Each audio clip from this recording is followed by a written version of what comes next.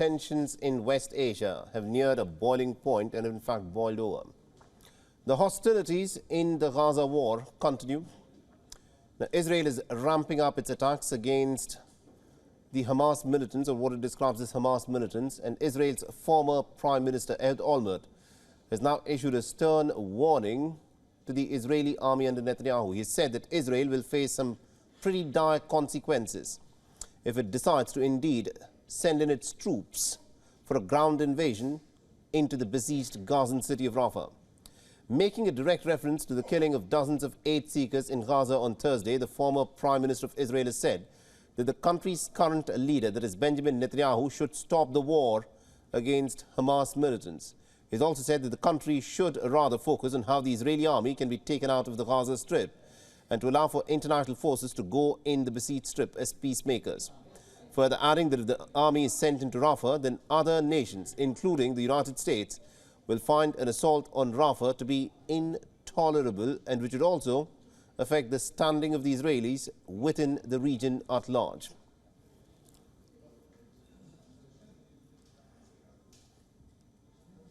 And WION's correspondent Jody Cohen spoke to the former Israeli Prime Minister Ehud Olmert on various topics, including the situation in the Gaza Strip, and as to how attacking Rafah at this moment, the southernmost habitation in the Gaza Strip, would be a pretty big risk for Israel, which it cannot afford, and also what might be his strategy in the war, considering that there are still about 134 Israeli hostages that are still in the captivity of Hamas in Gaza. Listening to what the former Israeli Prime Minister had to say.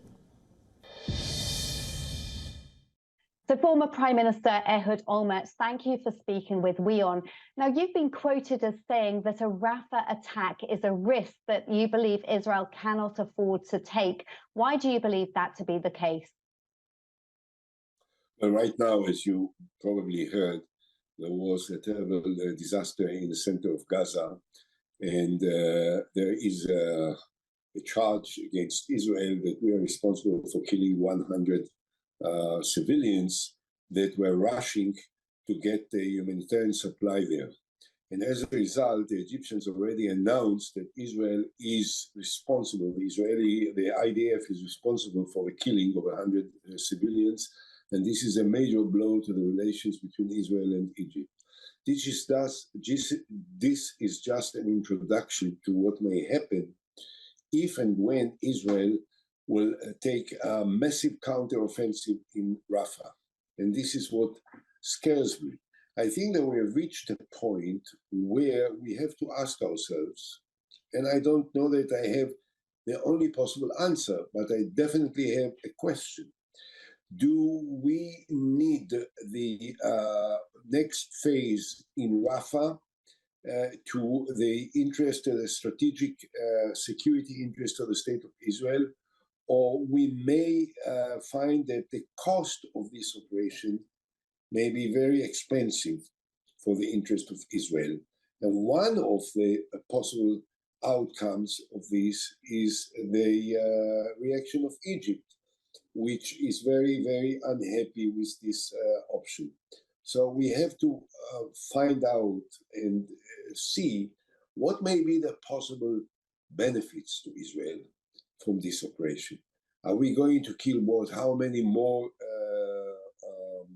Hamas terrorists we are going to kill? How many non-involved civilians may be victims as a result of this operation? How many Israeli soldiers are going to be killed? And what will be the outcome, the bottom line of this operation in terms of the wider interests of Israel and the relations between Israel and Egypt?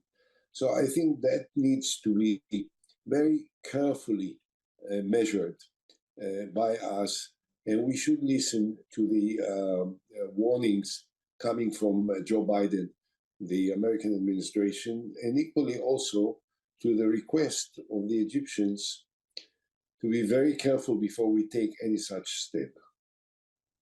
So what would your strategy be given the circumstances that there are still 134 Israeli hostages being held captive in Gaza? I don't think that the operation in Rafah, if such operation will take place, will make any difference to the fate of the hostages. we need to reach an agreement with about the hostages, probably brokered by Egypt and the Qataris and also the Americans, which we are, I guess, an attempt is being made while we talk. If there will be such an agreement, most likely the conditions will be very unpleasant to Israel. I mean, one doesn't need to be very smart to understand that the Hamas will request a condition sine qua non, that Israel will stop the fighting, at least for a long period of time. I don't know if forever, but for a long period of time, maybe months, maybe 2 months, maybe 3 months. And we will have to decide then, if we don't do it, are we going to lose all the hostages and receive them at the end of the day dead in coffins rather than live walking? So I think that this is the kind of dilemma that we face.